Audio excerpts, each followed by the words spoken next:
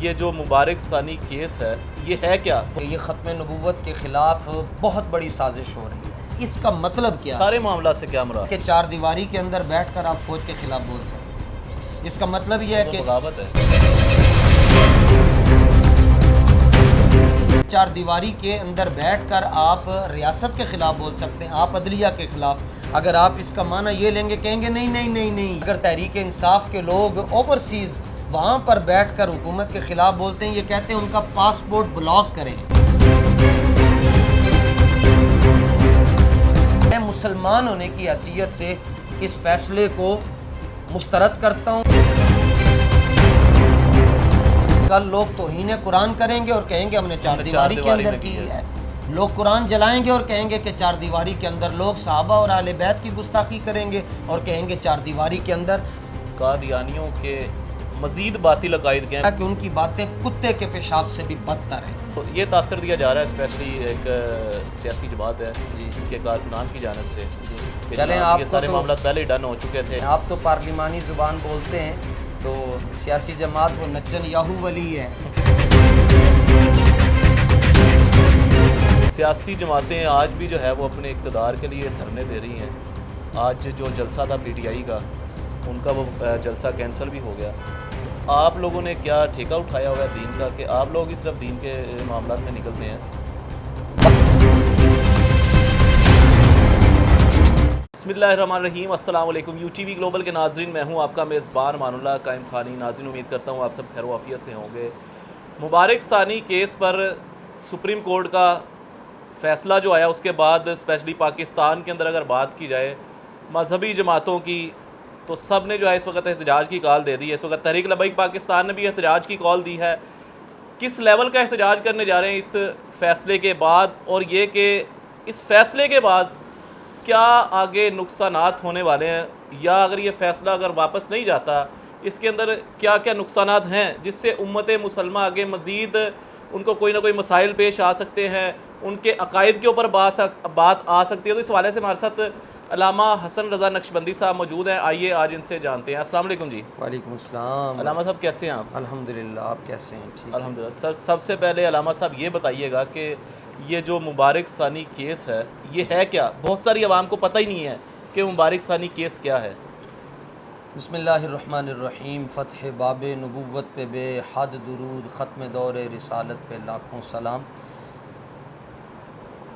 آپ کا شکریہ ادا کرتا ہوں، آپ کی وساطت سے پوری قوم تک ہماری آواز جا رہی ہے، تحریک لبیک کا بیانیہ آپ پہنچا رہے ہیں۔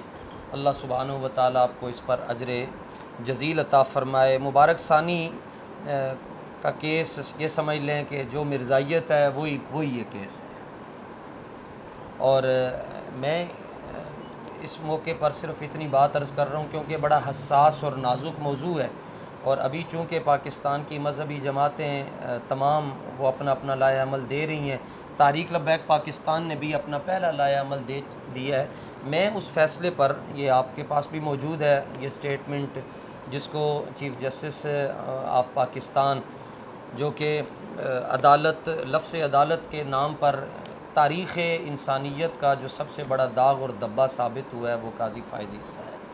ٹھیک ہے، یعنی سب سے پہلے یہ پیراگراف نمبر 35 ہے، اس کے اندر اس نے خود یہ بات مینشن کی ہے کہ تعزیرات پاکستان 298/B کے مطابق کوئی بھی رسول پاک صلی اللہ تعالیٰ علیہ وآلہ وسلم کے کسی خلیفہ یا صحابی کے سوا کسی اور شخص کو امیر المومنین، خلیفۃ المسلمین، صحابی یا رضی اللہ تعالیٰ عنہ نہیں کہہ سکتا۔ یہ فیصلہ جو اس نے لمبا لکھا ہے، اس کے اندر یہ بات ہے۔ دوسرا اس کا پوائنٹ یہ ہے کہ حضور پاک صلی اللہ علیہ وسلم کی کسی زوجہ کے علاوہ کسی شخصیت کو ام المومنین کے طور پر منسوب نہیں کر سکتا، جبکہ مرزائی کہتے ہیں، مرزائی کہتے ہیں وہ مرزے کی بیوی کو ام المومنین بالکل ایسے ہے، بالکل ایسے ہے، اور اس کے پاس بیٹھنے والے کو صحابی کہتے ہیں، خلفائے راشدین کہتے ہیں۔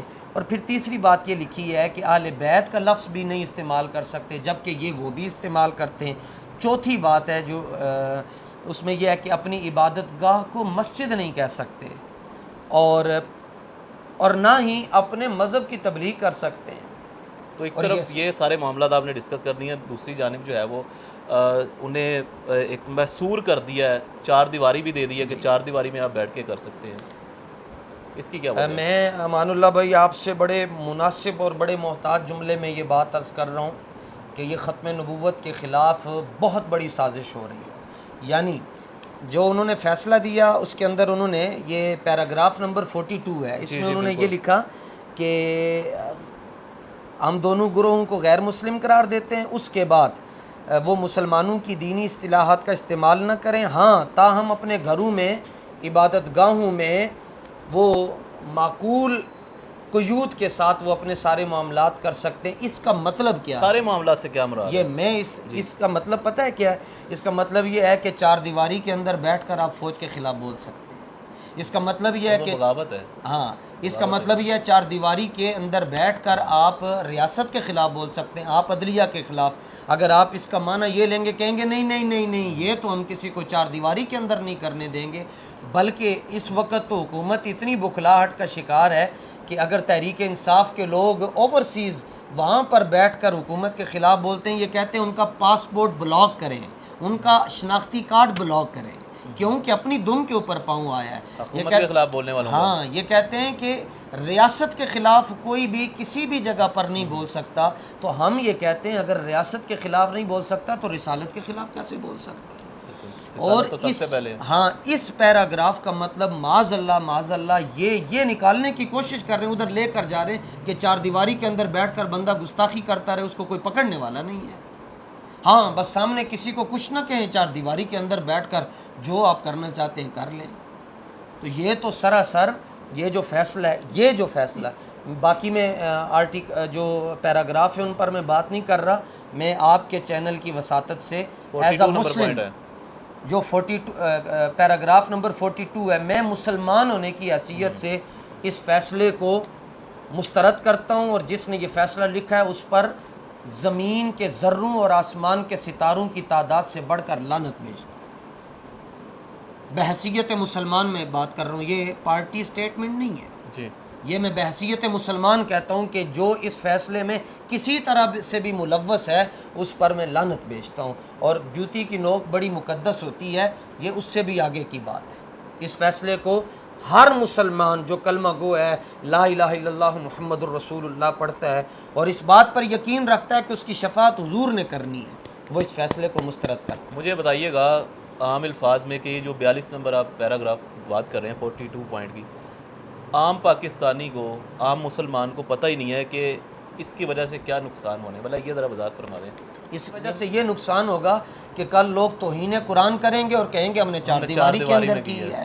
لوگ قرآن جلائیں گے اور کہیں گے کہ چار دیواری کے اندر. لوگ صحابہ اور اہل بیت کی گستاخی کریں گے اور کہیں گے چار دیواری کے اندر. اور حالانکہ یعنی یہ ختم نبوت کا مسئلہ اتنا حساس ہے، اس کے پیراگراف میں بھی لکھا ہوا ہے، اور ہمارے بزرگ ہمیں اندھیرے میں نہیں چھوڑ کر گئے.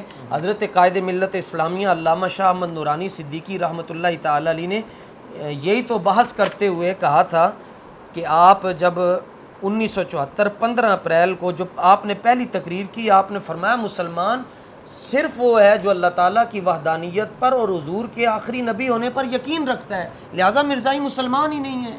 یعنی یہ کہتے ہیں کہ وہ احمدی ہیں. احمدی تو آپ بیٹھے ہیں جو حضور کی ختم نبوت کو مانتے ہیں، احمدی یہ بیٹھے ہیں، احمدی یہ بیٹھے ہیں. مرزائی تو خود کو احمدی ہی نہیں کہہ سکتے. جب وہ احمدی نہیں کہہ سکتے، وہ خود کو مسلمان، پرابلم ہی یہی ہے کہ سپریم کورٹ کہہ رہی ہے وہ غیر مسلم نہیں ہے، وہ کہتی ہے کہ یہ غیر مسلم ہے، وہ مانتے ہی نہیں کہ ہم غیر مسلم ہیں. آپ ہمیں کیا یہ بتا سکتے ہیں کہ مختصر اور یہ بتا دیں کہ قادیانیوں کے مزید باطل عقائد کیا ہیں؟ کچھ تو آپ نے بتا دیے ہیں. جی ان کی باتوں کے بارے میں اعلیٰ حضرت نے بہت خوبصورت جملہ لکھا، فرمایا کہ ان کی باتیں کتے کے پیشاب سے بھی بدتر ہیں. ان کو یہاں پر کیا ڈسکس کرنا. صرف میں قوم کو یہ پیغام دیتا ہوں، کوئی بندہ آپ سے آ کر پوچھتا ہے حضور کے آخری نبی ہونے پر دلیل کیا ہے، آپ اپنے کانوں پر ہاتھ رکھ کر کہیں کہ میں رسول اللہ کو بغیر کسی دلیل کے آخری نبی مانتا ہوں. کیا بات. اور ہمارے یہ بیٹا لاؤ فتاوی رضویہ کی جلد نمبر 15 ہمارے اور بزرگوں نے اس پر بہت خوبصورت کلام کیا ہے، اور آپ کی طبیعت راضی ہو جائے گی. اور قیامت والے دن یہ کیمروں کو اٹھایا جائے گا، کیونکہ انہوں نے اس کہ آپ کے کیمروں نے حضور کی ختم نبوت پر پہرا دیا ہے، ناموس رسالت پر پہرا دیا ہے.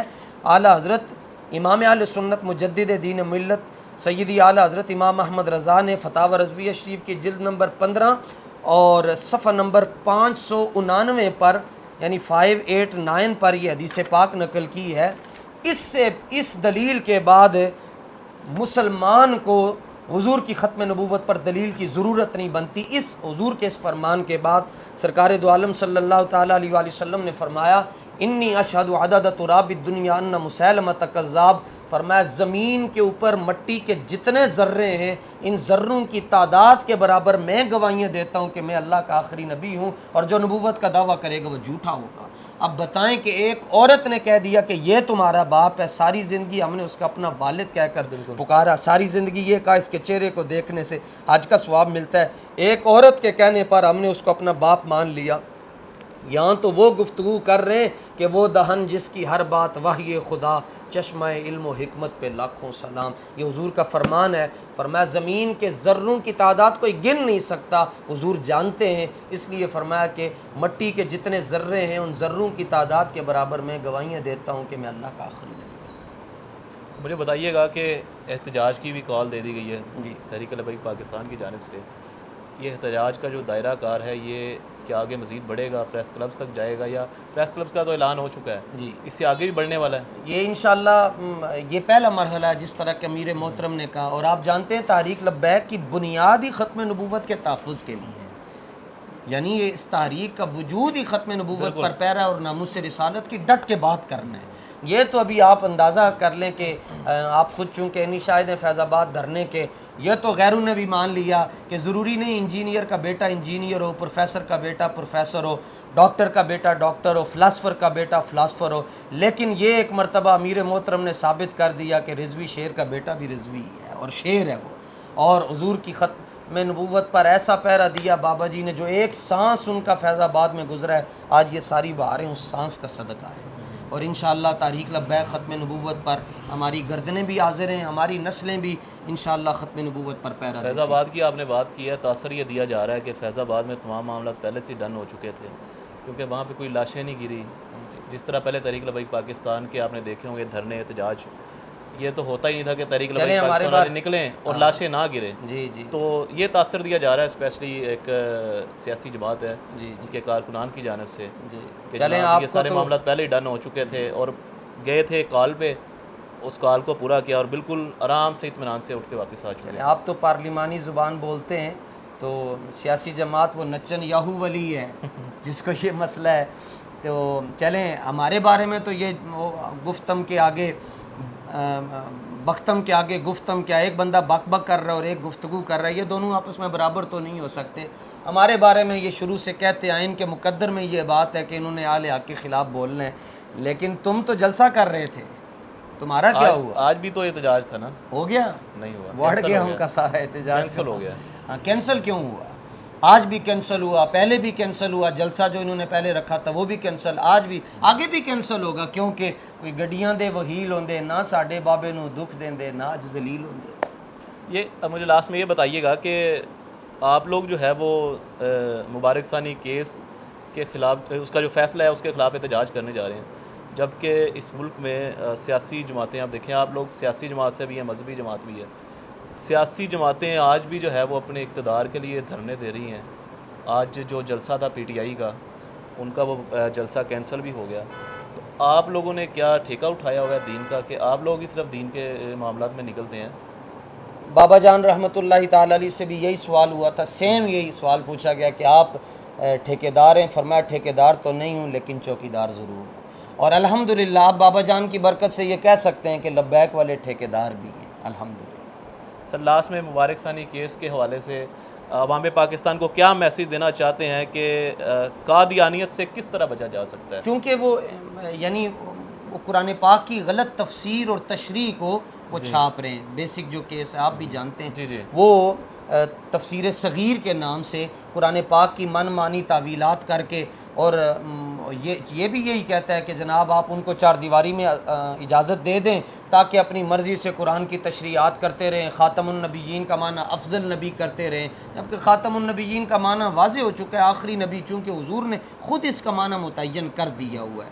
تو میں عوام پاکستان سے گزارش کروں گا کہ اپنا ایمان مضبوط کریں، اتنا مضبوط آپ کا ایمان ہو جائے، آپ ایمان کے اس درجے پر فائز ہوں کہ آپ کے سامنے اگر مرزائی کھڑا ہو تو آپ کو اس کے بد عقیدگی کی سمیل بتا دے کہ یہ مرزائی کھڑا ہے۔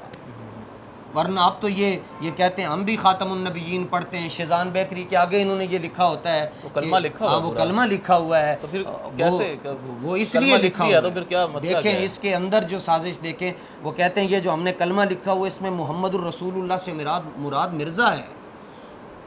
شیزان کی ہر عام پاکستانی تو نہیں جانتا، وہ عام تو یہ پڑھتا ہے کہ کلمہ لکھا ہوا عام پاکستانی کو کھانے پینے سے فرصت نہیں ہے، عام پاکستانی کو کاروبار سے فرصت نہیں ہے، عام پاکستانی کو پلاٹ خریدنے سے فرصت نہیں ہے۔ وہ کہتے ہیں مولویاں دا کام ہے، یہ تو قیامت والے دن، صحیح بخاری کی حدیث ہے، حضور صلی اللہ تعالیٰ علیہ وآلہ وسلم نے فرمایا کہ میری شفاعت بھی اس کو ملے گی جو قیامت والے دن بھی یہ کہے گا کہ حضور آپ آخری نبی ہیں۔ بے شک۔ تو اس لیے اقبال کہتا ہے وضع یوں تو تم سید بھی ہو، مرزا بھی ہو، افغان بھی ہو، سبھی کچھ ہو، بتلاؤ کیا تم مسلمان بھی ہو؟